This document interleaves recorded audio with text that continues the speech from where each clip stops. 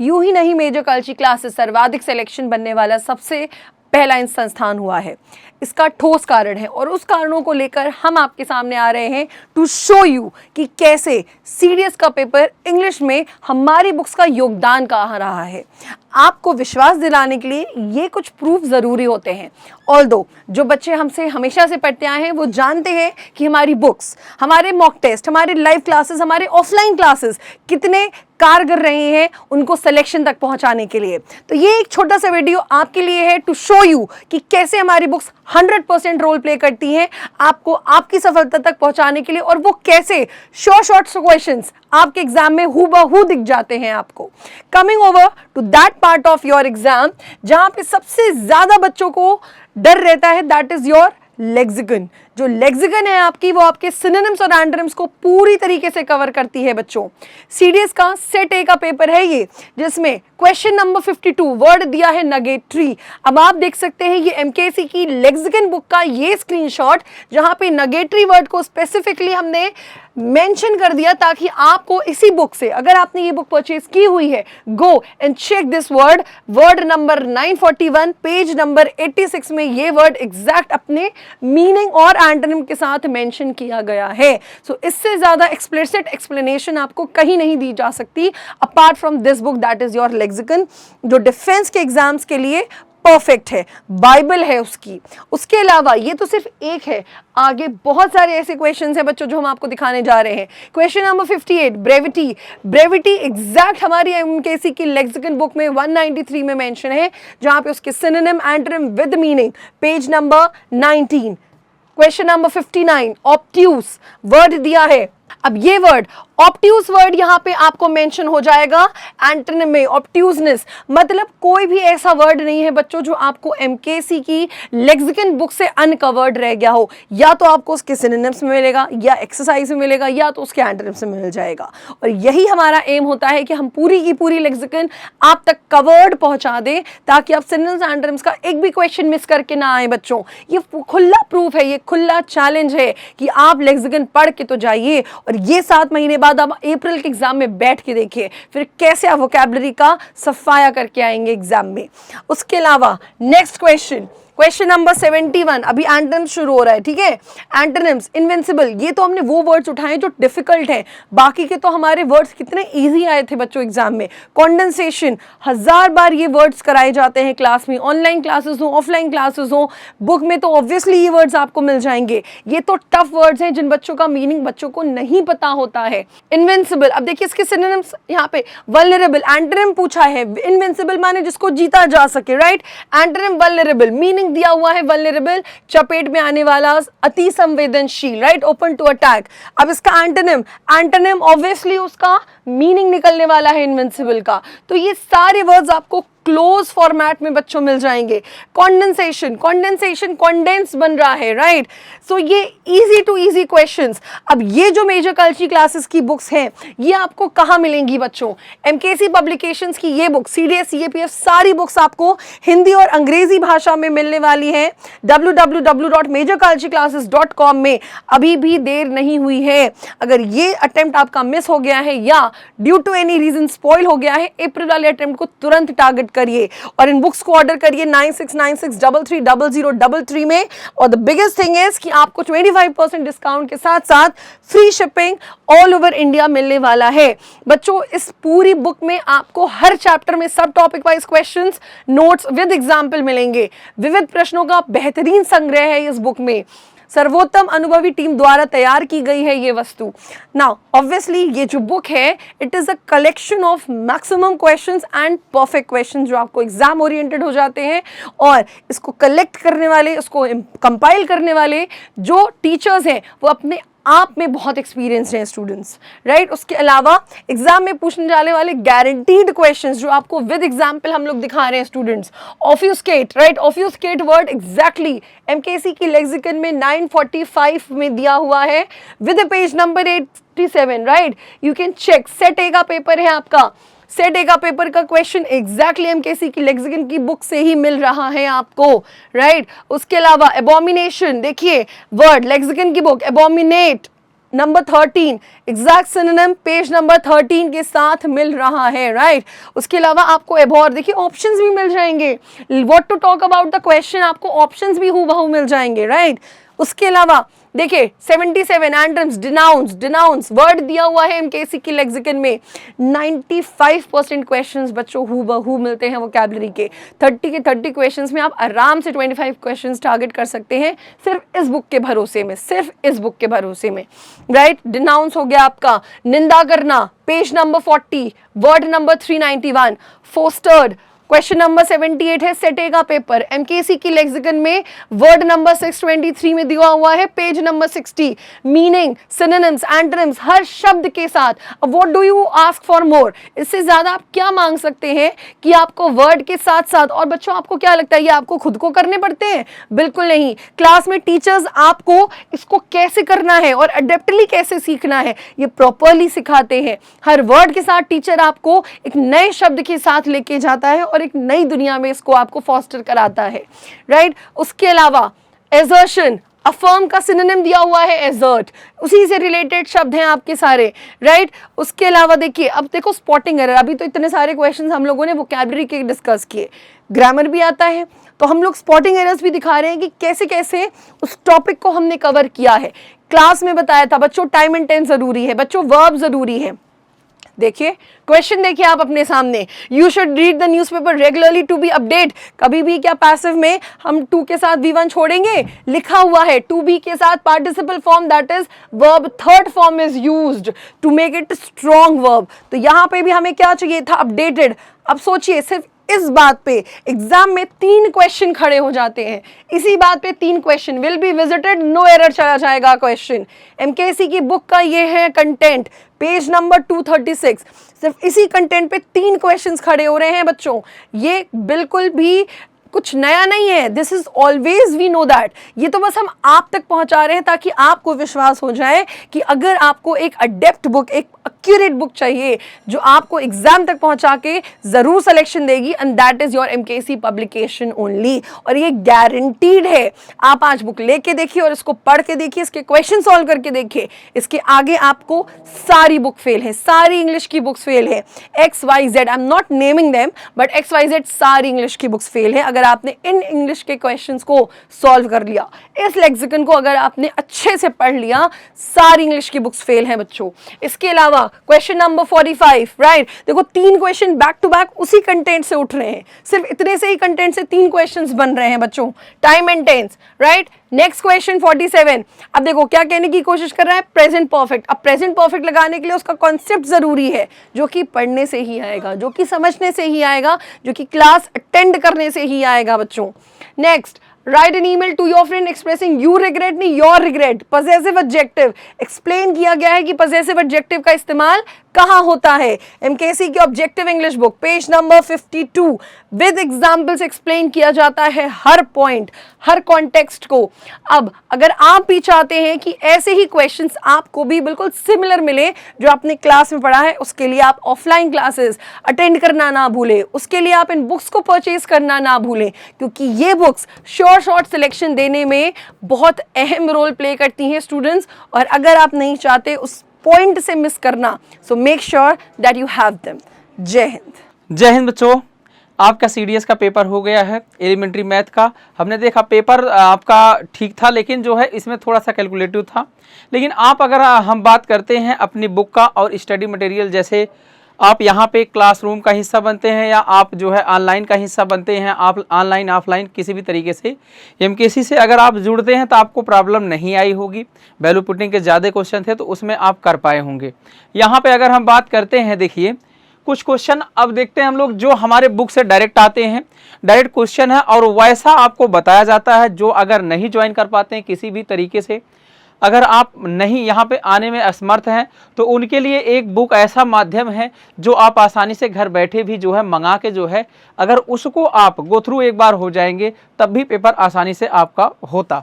यहाँ पे अगर बात करते, देखिए जैसे आपका दिया था स्टेटमेंट, त्रिज्या आपको दी गई थी, डायग्राम बना था आपका।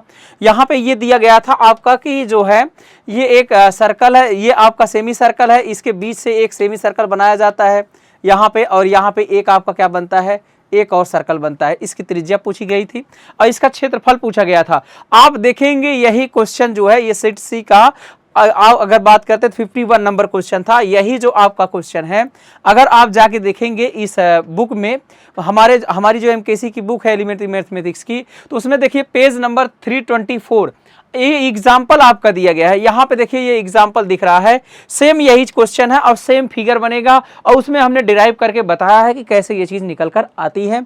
यहाँ पे इसकी रेडियस, ये सारे सबकी रेडियस आसानी से पता चल जाता है। ये सेम आपका क्वेश्चन है, कोई अंतर नहीं है, बस वैल्यू का आपका अंतर है। जो यहाँ पे 12 दिया, वहां पे 10 दिया, इस तरीके से है।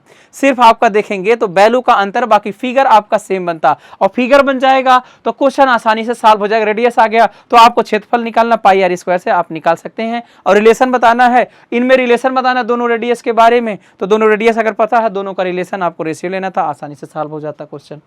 यहाँ पे अगर बात करते देखिए यहाँ पे जो दूसरा क्वेश्चन अभी यहाँ पे था, ये वाले क्वेश्चन पे ये भी आपका जो है इसी के अंदर है जो आपका दिया गया है पेज नंबर आपका 324 एग्जाम्पल, ये भी आपका क्वेश्चन है। यहाँ पे अगर बात करते हैं आगे नेक्स्ट क्वेश्चन देखिए, सेट सी का आपका जो दिया गया है ये आपका ट्रायंगल पूछा था। यहाँ पे आपका क्या दिया गया था, ट्रायंगल दिया गया था, उनके मिड पॉइंट दिए गए थे। देखिए यहाँ पे ट्रायंगल दिया गया था और इनके क्या दिया गया था, मिड पॉइंट दिया गया था, मिड पॉइंट दिया गया था। अब इसका पूरा साइड आपको दिया गया था और इसका एरिया आपको निकालना था, बीच वाले का एरिया निकालना था, यही क्वेश्चन था आपका। ये आपका देखिए सेट सी का जो है 46 नंबर क्वेश्चन है। अगर हम बात करते हैं तो ये हमको कहाँ मिलेगा, एमकेसी एलिमेंट्री मैथमेटिक्स बुक देखेंगे, पेज नंबर 390 पर जाएंगे और क्वेश्चन नंबर 74 आपको मिल जाएगा आसानी से। अगर हम बात करते हैं ये क्वेश्चन देखो, यहाँ पे सेम क्वेश्चन आपका दिया गया है, त्रिभुज की भुजाएं 3 4 5 है, यहाँ पे ही दिया गया आपका। इस त्रिभुज की भुजाओं के माध्यिकाओं से मिलाने से बने त्रिभुज का क्षेत्रफल, देख लीजिए सेम क्वेश्चन है। यहाँ पे एकदम बिल्कुल डिक्टो क्वेश्चन यही पूछा गया आपका, ये पेज नंबर 390 और जो है क्वेश्चन नंबर 74 पे आपको आसानी से मिल जाएगा। 74 नंबर क्वेश्चन आपका दिखेगा, ठीक है, सेम क्वेश्चन आपको मिल जाएगा। आगे बात करते हैं, यहाँ पे देखिए आपका ये जो बुक दी गई है एलिमेंट्री मैथमेटिक्स की बुक आपके यहीं पे है, एकदम अपडेटेड बुक है।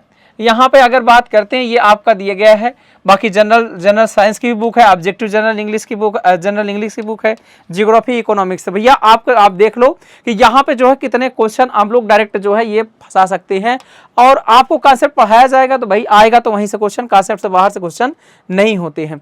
अगर हम बात करते हैं यहाँ पे देखिए, अब कैलकुलेटिव पेपर होते हुए भी आप आसानी से सॉल्व कर सकते हैं। देखिए यहाँ पे दिया गया था क्वाड्रेटिक सेट सी का, ये आपका जो है क्वेश्चन दिया गया 59, दो क्वेश्चन थे इस पे, दोनों आपको मिल जाएंगे। यहाँ पे दिया गया था क्वाड्रेटिक इक्वेशन आपका, ये आपका है a + b + c x square है।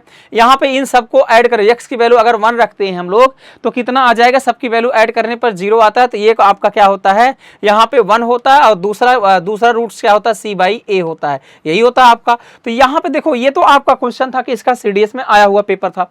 अब हमारी बुक में जाओगे आप 509 पर और क्वेश्चन नंबर 1 देखोगे, पेज नंबर 509 पर आप जाएंगे, क्वेश्चन नंबर 1 देखेंगे, ये दिया गया आपका।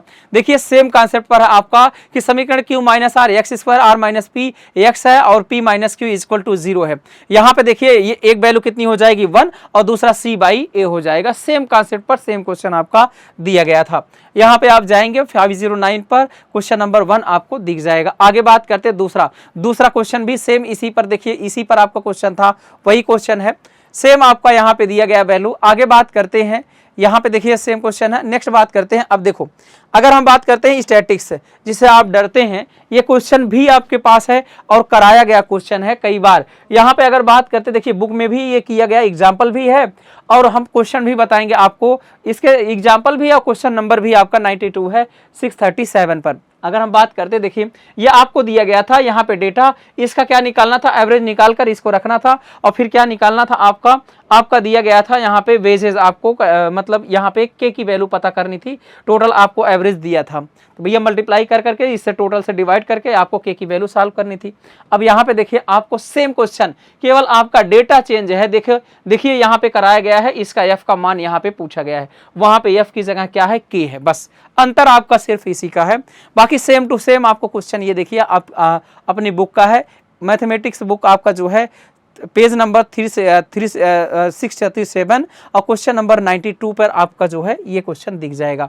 आगे बात करते हैं, सेम क्वेश्चन ये भी था आपका, दूसरे में मीडियन पूछा गया है। अब यहाँ पे भी देखेंगे कि इसमें भी आपका मीडियन पूछा गया है, यहाँ पे भी आपका क्या पूछा गया है, मीडियन ही पूछा गया, माध्य ही पूछा गया है। ये भी क्वेश्चन 93 पर आपको मिल जाएगा। अब देखो भैया, ये क्वेश्चन आपका ट्रिग्नोमेट्री का डिक्टो क्वेश्चन आपको कराया गया है यहाँ पे कि थीटा आपका देखिए, ये आपका सेट सी का 277 नंबर क्वेश्चन है। अब यही आप देखेंगे बुक में भी आपको दिख जाएगा कि क्वेश्चन नंबर 48 553 में देखिए सेम टू सेम है। यहाँ पे लेके जाएंगे इसको वैल्यू 1, और यहाँ बताया 10a into 10b is equal to 1 के बराबर कब होता है, जब a और b कॉम्प्लीमेंट्री पेयर होते हैं, मतलब a प्लस b आपका 90 डिग्री होता है। सेम आपका जो है ये आपको देखिए यहाँ पे मिल जाएगा tan 2 theta tan 4 theta is equal to 1। ये बुक का क्वेश्चन है आपका, यहाँ पे देखिए सेम टू सेम क्वेश्चन है, कोई अंतर नहीं है आपका। आगे बात करते हैं, देखिए अगला क्वेश्चन है सीडीएस सेट सी का आपका देखिए 73 नंबर आपका दिया गया है कि a sine theta plus b cos theta, ये आपको पढ़ा जाता है। यहाँ पे x है, फिर कोई भी इंटरचेंज कोफिशिएंट कर देंगे, मतलब यहाँ पे अगर हम बात करते हैं a cos थीटा माइनस आ जाएगा बीच में, और ये आपका y हो जाएगा, तो x square a square plus b square is equal to क्या आता है, x square plus y square. Same concept पर आपका एक क्वेश्चन नहीं, बुक में आप देखेंगे कम से कम इस पर आपका 10-10 क्वेश्चन दिए गए हैं, और तीनों आइडेंटिटी पर दिए गए हैं। तो ये तो आपका एक क्वेश्चन, अब मैंने बताया था कि यहाँ पे जो है एक क्वेश्चन हमेशा पूछा भी जाता है, और बुक में आपको प्रैक्टिस के लिए सफिशिएंट क्वेश्चन दिए गए हैं। तो यहाँ पे देखेंगे यही क्वेश्चन देखिए यहाँ पे दिया गया है, बस यहाँ a और b की जगह यहाँ 5 है, यहाँ पे 3 है, कोई अंतर नहीं है, आप चेक कर लीजिए, सेम टू सेम आपको क्वेश्चन दिख जाएगा 539 पेज पर आपका, ये आपका बुक में जो है ये क्वेश्चन, ये आपको एग्जाम्पल में दिख जाएगा क्वेश्चन। आगे बात करते देखिए सीडीएस सेट सी का आपका दिया गया है ये क्वेश्चन, XYZ आपका दिया था, यहाँ पे आपको ये फॉर्मेट पूरा पढ़ाया जाता है, इस पे भी कम से कम नहीं तो आपको 10 से 12 सवाल इस पे इस बुक में आपको दिखेंगे। यहाँ पे जो है अगर हम पेज नंबर आप जाएंगे 447 और 449 पे आपका जाएंगे, एग्जाम्पल 57 62 एग्जाम्पल भी है, और प्रैक्टिस के लिए क्वेश्चन भी इस पर है, और इसी बार नहीं हर बार इस पे सवाल आता है, इसी बार नहीं हर बार इस पे आप सवाल आता है। देख लो यहाँ पे सेम टू सेम क्वेश्चन वही दोनों आपके हैं, सेम टू सेम। तो ये आपका जो है ये आपके क्वेश्चन थे, बहुत सारे क्वेश्चन बच्चों इसी तरीके से जो है आप डायरेक्ट देखेंगे क्लास से, क्लास नोट से, या फिर आपका जो है पूरा, और क्लास नोट जितना आपको बताया जाता है पढ़ाया जाता है वो सारा कुछ आपको बुक में लिख के दिया गया है। अगर हम बात करते हैं, ये आपकी बुक है, देखिए यहाँ पे ये आपकी बुक है एलिमेंट्री मैथमेटिक्स की, केवल और केवल सीडीएस के लिए जो है ये आप बुक ले सकते हैं आराम से, और एफकैट के लिए भी ले सकते हैं, लेकिन इसमें एडवांस का पोर्शन अलग से दिया गया है, उतना आप छोड़ के जो है एफकैट के लिए भी आसानी से पढ़ सकते हैं। बिल्कुल परफेक्ट बुक है आपके लिए। ये आपको क्या करना होगा, आपको जाना होगा www.majorkalsiclasses.com पे, वहाँ पे जाने के बाद आप बुक सेक्शन में जाएंगे तो आपको ये बुक दिख जाएगी, वहाँ से आप आसानी से मंगा सकते हैं। चलिए बच्चों, आज के लिए इतना करते हैं, फिर मिलते हैं नेक्स्ट वीडियो में किसी इसी तरीके से जो है। थैंक यू बच्चों, जय हिंद जय भारत। जय हिंद। जितने भी सीडीएस के बच्चे हैं, जैसा कि आपने थंबनेल देखा होगा, हम एग्जैक्टली उसी पर बात करने वाले हैं कि आखिर जो सीडीएस में जनरल साइंस में जो फिजिक्स के क्वेश्चंस आए हुए थे वो एग्जैक्टली कहाँ से पूछे गए थे, कहाँ से कॉपी करके पूछे गए थे एग्जाम में। Actually not exactly copy, but मैं आपको एग्जैक्टली बताऊंगा कि अगर ये कॉन्सेप्ट, जैसे कि आप अपने सामने देख रहे हैं जनरल साइंस की जो सीडीएस की बुक है मेजर कलसी क्लासेस की, अगर एग्जैक्टली यहाँ आपने ये किताब पहले से पढ़ी होगी, जितने लोगों ने, उनको ऑलरेडी पता चल चुका होगा, और जिनको नहीं पता है उनको मैं अभी बता दे रहा हूँ। जैसे मैं फॉर एग्जाम्पल आपसे बात करने वाला हूँ एक क्वेश्चन की। सबसे पहले ये आप देख सकते हैं, ये देखिए सीडीएस का जो सेट सी था, एग्जैक्टली बिल्कुल मैं सेट और पेज नंबर हर किसी के साथ आपको बताने वाला हूं। सीडीएस का जो बच्चों सेट सी है पेपर का, उसका अगर आप ये वाला क्वेश्चन देखेंगे, which one of the following is the correct relation between Celsius and Fahrenheit temperature scale. Exactly ये पूछा गया है सवाल कि सेल्सियस में और फ़ारेनहाइट के बीच का संबंध क्या है, रिलेशन क्या है।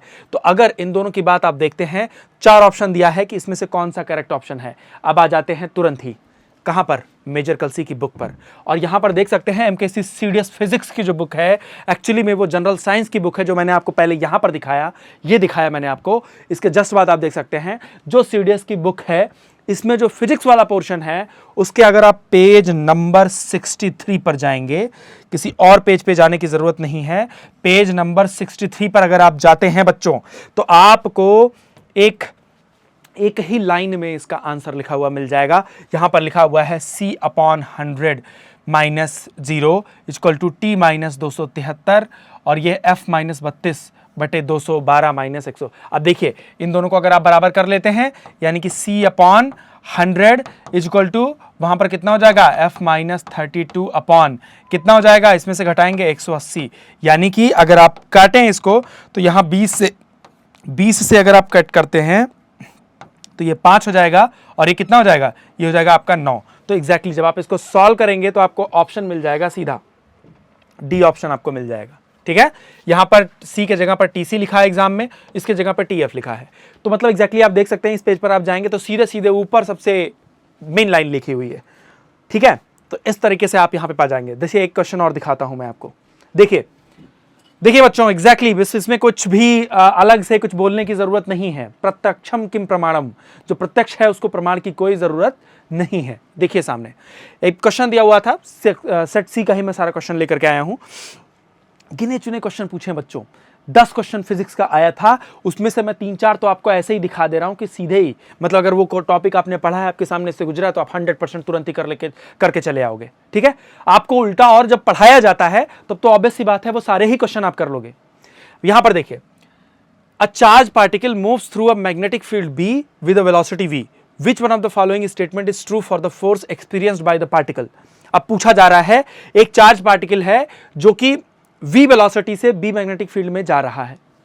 अब बताना है कि फॉलोइंग में से कब उस पर अधिकतम बल लगेगा। ठीक, तो अब आपको देखिए, the force experienced bye a particle of charge q moving with velocity v in a uniform magnetic field. बच्चों सेंटेंस लगभग वही, और तो ये v बराबर ये है। अब बताना है कि कब उनके बीच में मैक्सिमम फोर्स लगता है, वो बताना है। अब यहां पर जो स्टेटमेंट दिए हैं और यहां पर जो ऑप्शन दिए हैं इसमें यही है, बस केवल यही समझना है आपको कि जैसे F बराबर इन्होंने सीधा दे दिया ना फार्मूला।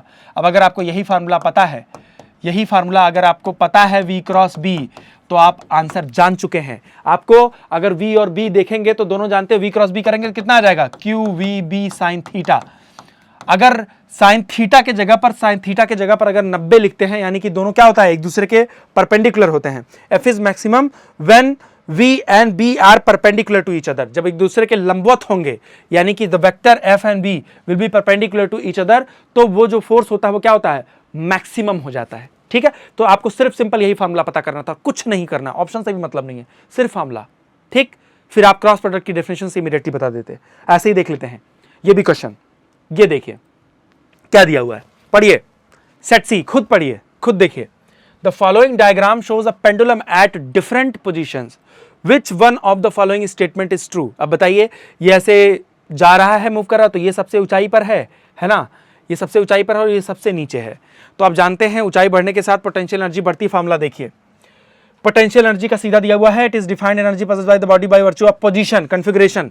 सीधा सूत्र देख रहे हैं, mgh, जिसकी ऊंचाई ज्यादा होगी। अब देखिए सबसे नीचे ये है, सब जिसकी ऊंचाई सबसे ज्यादा होगी उसकी पोटेंशियल एनर्जी ज्यादा होगी। इसमें सही ऑप्शन देखें, क्या कहेंगे कि pendulum has minimum potential at position R, क्योंकि इसकी ऊंचाई सबसे कम है, ये एकदम नीचे है, तो इसलिए इसकी पोटेंशियल एनर्जी क्या होगी, सबसे मिनिमम होगी। एग्जैक्टली बच्चों, ये इत्तेफाक नहीं है, ये किसी चमत्कार की वजह से नहीं आया है, इसके पीछे है रिसर्च, इसके पीछे है मेहनत। जो विजनरी लोगों ने जिन्होंने इसको बनाया है, किताब को फॉर्म किया है, वो बहुत ही सोच समझ करके बनाया है। 3 से 4 क्वेश्चन अगर बस ऐसे ही मिल जाते हैं आपको, और बाकी अगर आप 1 भी 2 भी मैराथन फॉलो करेंगे तो एग्जैक्टली वहां पर आपको अदर क्वेश्चंस भी मिल जाएंगे। और यहां पर जो ऑफलाइन क्लासरूम है, ऑफलाइन क्लासरूम में जितना पढ़ाया जाता है ना, वो मोर देन एनफ कंटेंट है आपके लिए।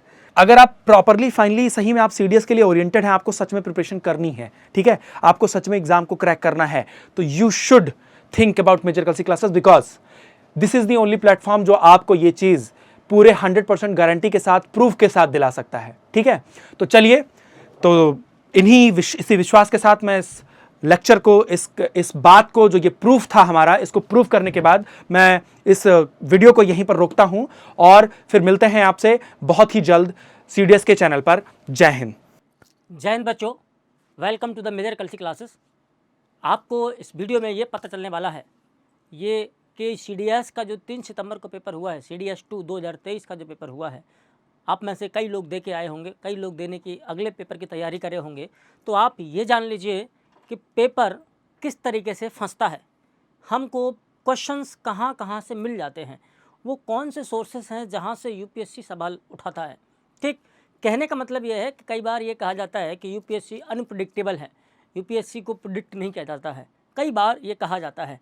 लेकिन एनडीए सीडीएस के मामले में ऐसा बिल्कुल भी नहीं है। सीडीएस के मामले में अभी आपको हम प्रूफ करके दिखाएंगे, विशेष करके पूरे जीएस के पेपर में से जो जनरल नॉलेज का पेपर होता है उसके साइंस वाले सेक्शन को छोड़ दीजिए, तो बाकी जो हिस्ट्री, ज्योग्राफी, पॉलिटी, इकोनॉमी और करंट अफेयर वाला सेक्शन है वो हम आपको विद प्रूफ दिखाने वाले हैं कि कैसे यूपीएससी का पेपर एक तरीके से आउट हो गया। आउट इसलिए है क्योंकि हम पढ़ाए वही हैं, अपने नोट्स में और बुक में वही बताया गया है जो यूपीएससी में पूछा गया है। तो हम एक तरीके से ये कह सकते हैं कि हमारा पेपर पहले से ही आउट था। ठीक, तो ऐसे ही अगर आप चाहते हैं कि हम कैसे पेपर को पहले से पता कर पाएँ कि क्या पूछने वाला है, क्योंकि यूपीएससी के साथ हमारा लंबा समय का एक्सपीरियंस है, लंबे समय से हम लोग उनके साथ खेल रहे हैं, वो हमारे साथ खेल रहे हैं, हम पता कर सकते हैं कि वो कहाँ कहाँ पर कौन सा जुआ फेंकने वाले हैं और उस जुए से कैसे बाहर निकलना है। अभी आपके सामने हम 2 बुक्स का भी फ़ोटो लगाए हैं, एक है ज्योग्राफी सीडीएस सीएपीएफ के लिए और एक ये इंडियन पॉलिटी एंड कॉन्स्टिट्यूशन के लिए। आप इन बुक्स के प्रूफ के माध्यम से, और क्लास नोट्स हैं, क्लास नोट्स में क्या है, बैच अभी चला गया है तो बच्चे की मैं कॉपी लेना भूल गया था, अगर कॉपी भी होती तो कॉपी से भी दिखा देते कि हाँ ये प्रूफ के साथ हम कह सकते हैं कि हमने क्लास में ये डिस्कस किया है। ठीक, तो देखते हैं हम लोगों ने पेपर आउट मटेरियल हम लोग कैसे पढ़ाते हैं, कैसे डील करते हैं। तो देखें पेपर आउट मटेरियल, ये बुक्स हैं और ये देखें ये ज्योग्राफी की बुक का क्या लिया गया है, ज्योग्राफी की बुक का एक स्नैपशॉट है और आप क्वेश्चन देख लीजिए। कोहरा के संबंध में निम्नलिखित कथनों पर विचार कीजिए। ठीक है, देखें, जब एक बड़ी मात्रा में जलवाष्प वाले वायु द्रव्यमान का तापमान अचानक गिर जाता है तो हाइड्रोस्कोपिक संघनन नाभिक इसके भीतर ही संघनित हो जाता है। कोहरा केवल मेघ है जो भूमि पृष्ठ के निकट बनता है। कोहरा एक ऐसा बादल है जिस जमीन पर जमीन के बहुत करीब होता है। एकदम लाइन टू लाइन पूछी गई हैं, एकदम लाइन टू लाइन। इसमें क्या है, लैंग्वेज को आसान बनाया गया है आपके समझने के लिए, तो एकदम लाइन टू लाइन उठा करके पूछ रहा है। इसका मतलब है कि आप देखिए कि क्या क्रेडिबिलिटी मेंटेन की गई है। आप सोच लीजिए कि लाइन टू लाइन डिक्टो फंसाना यूपीएससी में अपने आप में एक बड़ी बाजीगरी वाला खेल है। तो आप ऐसे पेपर आउट सोर्स से पढ़िए जो आपको क्वेश्चन सीधे सीधे फंसाएं। देखिए ये बताया हुआ है यहाँ पर क्या कि जो विकिरण कोहरे का संबंध रात्रि के समय भूमि पृष्ठ के विकिरण शीतलन से है। मतलब कहने का मतलब ये है कि जो भूमि है वो ठंडी होती है, रात को ठंडी होगी, सिंपल सी बात है। नाइट को जब अर्थ रेडिएशन करेगा, यानी जब पृथ्वी की सतह से ऊष्मा निकल जाएगी, वही वाली बात को अगर हम इसको एक्सप्लेन करते हैं, समझते हैं, तो वही वाली बात होती है जो इस क्वेश्चन में दी गई है। और अगर इस क्वेश्चन का आंसर देखेंगे, हमने सेट डी से पेपर सेट का जो डी पेपर था वो वाला हमने लिया है, और इसमें आपको 1 2 3 यानी 1 2 3 तीनों के तीनों ऑप्शन आपको करेक्ट करने पड़ेंगे। ठीक है, तीनों के तीनों आंसर इसमें जो स्टेटमेंट हैं वो करेक्ट हैं। ठीक, तो यहाँ आपने एक क्वेश्चन देखा, एक तरीके से हम लोग कह रहे हैं, हमने आप लोगों को बताया था कि एकदम पेपर आउट सीरीज़ हमारे चैनल पे भी चली थी। तो पेपर आउट हम ऐसे नहीं कर रहे थे, और ऐसा भी नहीं है कि हमने यूपीएससी के किसी चेयरमैन से भी जुगाड़ कर रखी हो, ऐसा भी नहीं है। हाँ, हम बस पढ़ाएंगे वही जो पूछा जाता है, या आप ऐसे पूछ लीजिए या आप ऐसे कह लीजिए, जो पूछा जाता है हम वही पढ़ा देते हैं। ठीक है, तो जो पूछा जाने वाला है, अगला क्वेश्चन देख लीजिए आप। देखें, फिर बादलों का क्रम है कि सतह से ऊंचाई तक आरोही क्रम है। यहाँ पर मैंने ज्योग्राफी में हिंदी मीडियम ले लिया है, पॉलिटी में हम लोग इंग्लिश मीडियम वाला मैटर दिखा देंगे। ठीक है, पक्षाब स्तरीय, पक्षाब कपासी, वर्षा स्तरीय, पक्षाब सिरस, मध्य स्तरीय। देखें, ये सारे के सारे ऊंचाई के हिसाब से दे रखे हैं, सब के सब ऊंचाई के हिसाब से दे रखे हैं।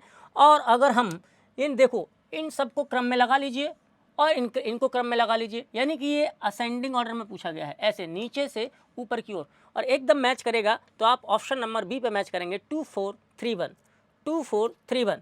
ठीक है, तो 2 4 3 1 यहाँ से सीधे के सीधे क्वेश्चन आया हुआ है, इसमें सोचना ही नहीं था। एक सिंपल टेबल बनाई गई है और उसी टेबल के बेसिस पर आपको पता होना चाहिए था, और इतना मोटा टेबल तो कोई भी याद कर लेगा। और जब हम क्लास में पढ़ाते हैं तो आपको ये वायदा है, ये प्रॉमिस है एक तरीके से कि आपको याद करने की भी ज़रूरत नहीं पड़ेगी, आप बैठे बैठे सीखते रहेंगे, सब कुछ सीखते रहेंगे। ठीक, तो ये क्वेश्चन भी आप देख लीजिए, सीधे के सीधे हमने डिक्टो फंसाया है, डिक्टो फंसा है शुष्क भूमि कृषि में। अब हमने अपनी एग्रीकल्चर वाले टॉपिक को देख लीजिए, ड्राई लैंड फार्मिंग का सवाल पूछा गया है, ड्राई लैंड फार्मिंग का सवाल पूछा गया है। और ये क्या है, यहाँ पर औसत वर्षा देखिए 75 से 150 सेंटीमीटर होती है, यानी 75 to 150 सेंटीमीटर को वर्षा चाहिए। जबकि ड्राईलैंड फार्मिंग का मतलब ही होता है, क्या मतलब होता है, ड्राईलैंड फार्मिंग का मतलब होता है ड्राईलैंड फार्मिंग का क्या मतलब होता है?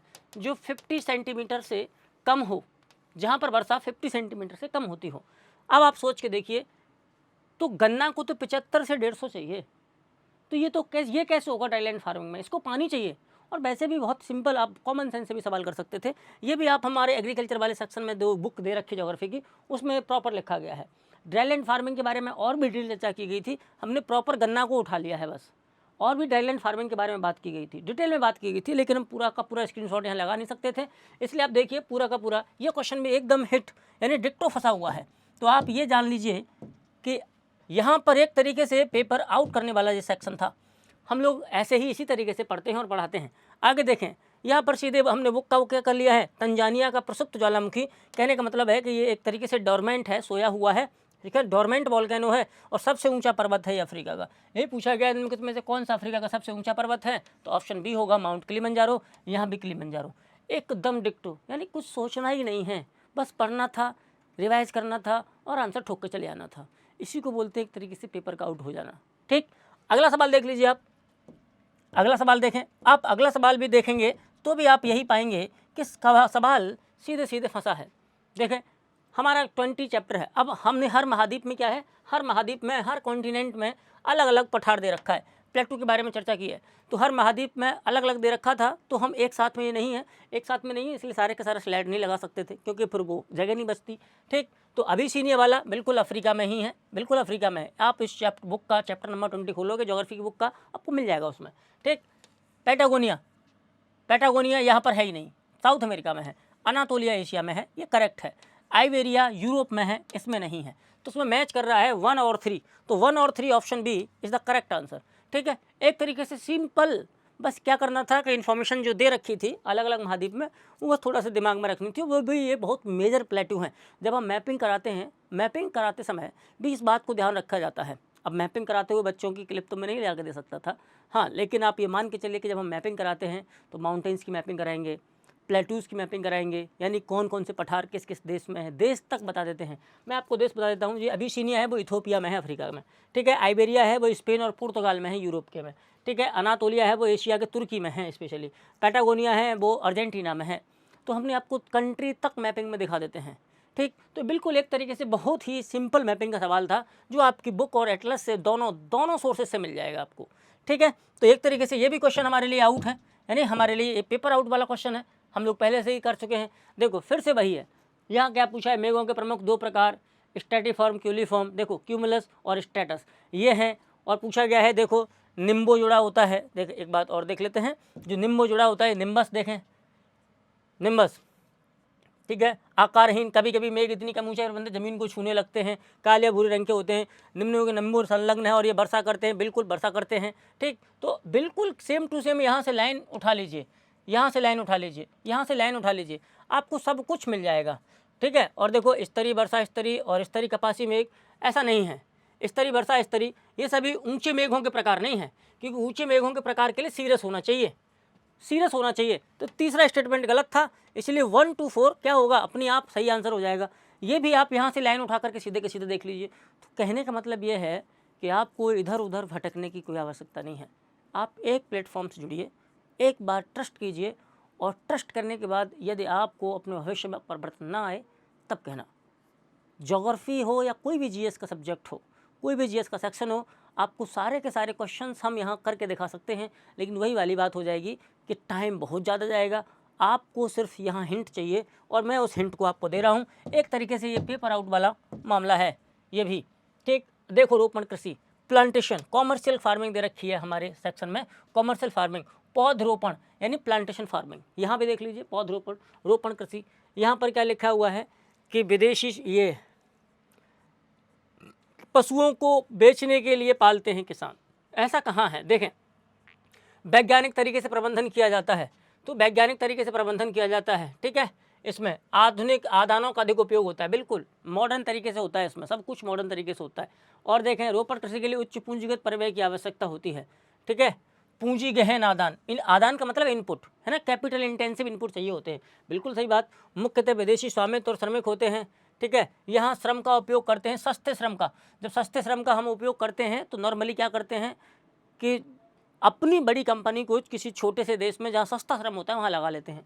ठीक, तो सेम टू सेम आपसे लाइन पूछी गई है, तो पशुओं को बेचने के लिए यहाँ नहीं होती है, पशु रोपण कृषि में आते भी नहीं हैं, तो ये भी सवाल आप नॉर्मली कर सकते हैं।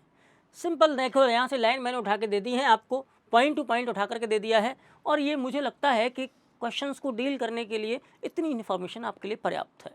ठीक, कुछ क्वेश्चन तो आपको डायरेक्टली हिट किए हैं और कुछ क्वेश्चंस हमारी जो पूरी की पूरी कॉम्प्रिहेंसिव एनालिसिस दी है।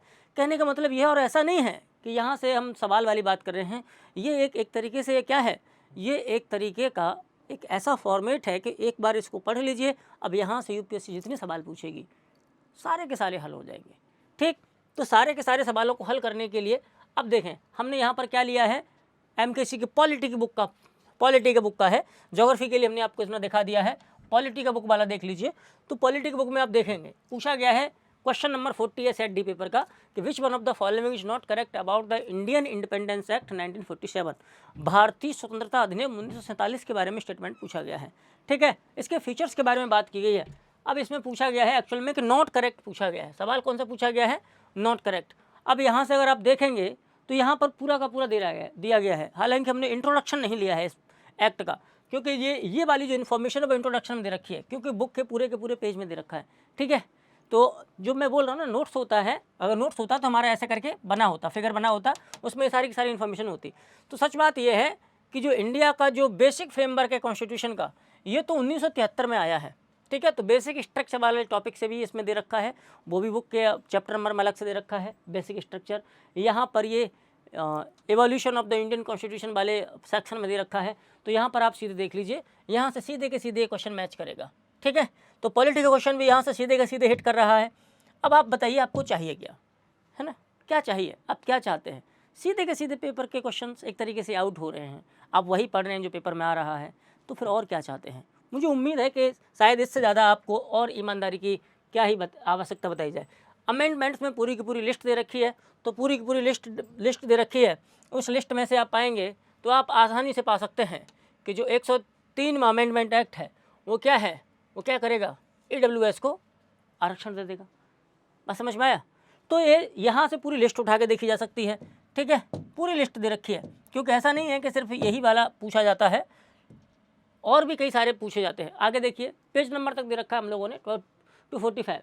पूछा गया है कि any question pertaining to the disqualification, यानी जो सांसद होते हैं, सांसदों की डिस्क्वालिफिकेशन, विशेषकर लोकसभा में डिस्क्वालिफिकेशन का मुद्दा उठता है तो कौन देखता है, विशेष करके दल बदल के आधार पर। यानी कहने का मतलब ये है कि कोई व्यक्ति, कोई सांसद पार्टी ए से चुना गया लोकसभा में, बाद में उसने पार्टी बी ज्वाइन कर ली, तो उसको दल बदल किया है, उसने पार्टी डिफेक्शन किया है, तो उसको डिस्क्वालीफाई कर दिया जाएगा लोकसभा से। तो कौन करता है, यही वाला सवाल पूछा है, कौन करेगा भाई। सिंपल सी बात है। इस वाले में आप देखेंगे तो यहाँ पर पूरे के पूरे की लिस्ट दे रखी है। उस लिस्ट में आपको बताया गया है the speaker of the Lok Sabha. Lok Sabha में कौन होता है, speaker of the Lok Sabha. Rajya Sabha में कौन होगा, chairman of the Rajya Sabha, Rajya Sabha का सभापति। ठीक है, तो सिंपल सी बात है। यहाँ भी ये भी पूरा का पूरा सिंपल, एकदम सिंपल सवाल भी था और सिंपल फंस भी गया, सीधे के सीधे फंसा है, हिट क्वेश्चन है सीधे के सीधे। ठीक है, तो आगे और देख लें, यहाँ से देखें, which among the following fundamental rights is not suspended. देखो हमने पूरा का पूरा, यहाँ तो फंडामेंटल राइट के बारे में पूछा गया है कि नेशनल इमरजेंसी के दौरान कौन सा फंडामेंटल राइट सस्पेंड नहीं हो सकता किसी भी कीमत पर, है ना। तो इफेक्ट्स ऑफ नेशनल इमरजेंसी नाम से इस बुक में हमने कराया है। देखो effects on the fundamental right, specially हम लोगों ने इसको डील किया है स्पेशली। और आपको पता है कि आर्टिकल 20 और 21, 20 और 21 के जो फंडामेंटल राइट होते हैं, चाहे कितनी भी आपातकाल लग जाए, कैसा भी आपातकाल लग जाए, किसी भी कीमत में वो सस्पेंड नहीं होते हैं। तो ऐसी स्थिति में ये जो protection in respect of conviction for offence है, ये आर्टिकल 20 की बात है ना। दोष सिद्धि के मामलों में संरक्षण, कुछ जब दोष सिद्धि किया जाता है तो आपको ऐसे कन्विक्ट नहीं घोषित कर दिया जाएगा। तो ये सवाल भी देखो, सीधे के सीधे सवाल बहुत सारे हैं। मैं तो बस आपको हिंट देने आया हूँ कि हम कैसे पेपर आउट कर सकते हैं, पेपर होने से पहले आउट कर सकते हैं। और ऐसे हमारे मॉक टेस्ट में भी, मॉडल पेपर में भी आपको ऐसे सीधे के सीधे बहुत सारे क्वेश्चंस तो ऐसे हैं कि सीधे के सीधे मॉडल पेपर और मॉक टेस्ट से आए हैं। बात यह है कि बस उसमें खोजने में थोड़ा टाइम लगेगा, और हमको अगर हम थोड़ा सा जल्दी करते हैं तो हमें ये थोड़ा सा आसान था कि चलो हम अपने नोट्स और बुक से दे देते हैं, नहीं तो सीधे के सीधे कुछ क्वेश्चंस भी दिखा देंगे आपको फंसे हुए हैं। ठीक है, तो ये था हमारी तरफ से जीएस के लिए। ठीक है, जीएस के लिए था। आगे देख लें, ये था जीएस वाला सेक्शन जो हमने आपको ज्योग्राफी और इंडियन पॉलिटी वाले सेक्शन से डिस्कस किया है। ठीक है, तो अब आप इस बात पर बिलीव कर लीजिए, इस बात का ट्रस्ट कीजिए कि हाँ, जो हम पढ़ाएंगे, जो हम पढ़ाते हैं, चाहे वो बैच ऑफलाइन हो चाहे वो ऑनलाइन हो, दोनों बैचेस में सेम क्वालिटी के साथ ही पढ़ाया जाता है, सेम टीचर्स अवेलेबल हैं। ठीक, तो एक तरीके से हम यहाँ इस तरीके से जीएस पढ़ते हैं, जीएस का पोर्शन पढ़ते हैं, तो हम पूरा का पूरा एक तरीके से सारे के सारे पेपर के क्वेश्चंस आउट करवा सकते हैं। हाँ, ये बात है कि 100% की गारंटी तो कोई नहीं दे सकता और 100% की गारंटी कोई नहीं देगा, और दे रहा है तो मतलब पागल है, एक तरीके से पागल समझ लीजिए। लेकिन कम से कम 95 क्वेश्चंस, 90 से 95% क्वेश्चंस अगर सीधे के सीधे हिट मिलते हैं तो मुझे लगता है बच्चा के 75% पर ही लोग टॉपर बन जाते हैं। हम आपको 90 तक लेके जा रहे हैं, तो उसमें आप सोच लीजिए कि यहाँ पर हमने अपना स्टैंडर्ड और क्रेडिबिलिटी कितनी मेंटेन रखी है। एक मानक है, ठीक, और एक प्रीमियर इंस्टीट्यूट होने के नाते हमारी रिस्पॉन्सिबिलिटी बनती है कि आपको सत्य से वाकिफ़ कराया जाए। तो इसी के साथ हम अपने यहाँ पर सेशन को यहाँ पर समाप्त करते हैं। तब तक के लिए आप सभी को जय हिंद, जय भारत।